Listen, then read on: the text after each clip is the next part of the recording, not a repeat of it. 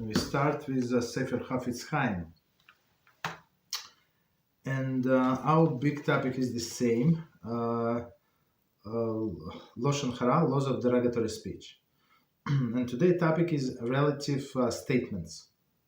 Certain statements are Lashon Hara when said regarding one person, yet it is perfectly accepted when said regarding someone else. Okay, so let's see, what is the example? For example, to say that a businessman studies Torah 5 hours a day is obviously not derogatory. However, to say that a kollel member who is assumed to be spending his entire day engrossed in Torah study would be derogatory. Similarly, would be forbidden to relate the amount of tzedakah is given by an individual, if an amount is considered respectable only for a man of lesser means. So let's try to understand. So one statement about one person is okay, about another person is not okay. So the example that Chofetz Chaim gives, a person who is in kollel. So a kollel is being supported by community, especially in olden days, right? So everybody would chip in, right? If you want a blessing in your community, so you must have a kollel, right? Some people, 5 people, 3 people, whatever the community can afford, then they should learn all day long, and with this learning they protect their community.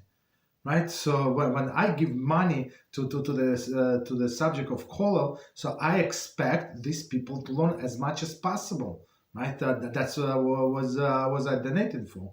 So if somebody said that this member of kollel learns 5 hours, that's not what I expect. That somebody works in for you. Well, I don't know. You pay a person for 8 hours plus free lunch. I mean,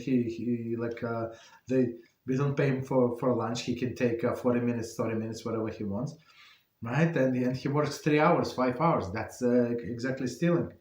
So about this person, it would be 100% derogatory about the kollel person. But if somebody, a businessman, he studied, as I say, 5 hours, even 3 hours. If a businessman can find 3 hours from his busy day schedule, that's praiseworthy.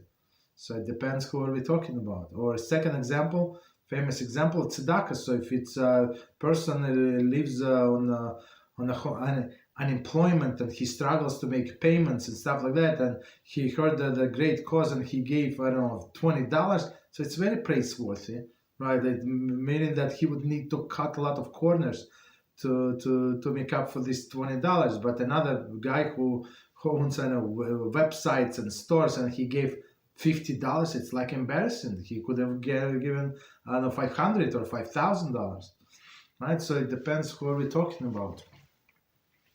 There may be factors which we would prohibit related to such information, even when clearly complementary. For example, people who give charity generously often do not want the fact to become public knowledge. See day 34. So that's also very, very important subject. So if we're going to praise this Mr. Rosenberg, who gave a lot of money, so now everybody would go to him and ask for a loan, ask to help them. That's not what he wanted. So in a sense, we wanted to give him a compliment, and on another hand, that's he's going to suffer from it. So it's not such a great compliment in his eyes. Okay, we start.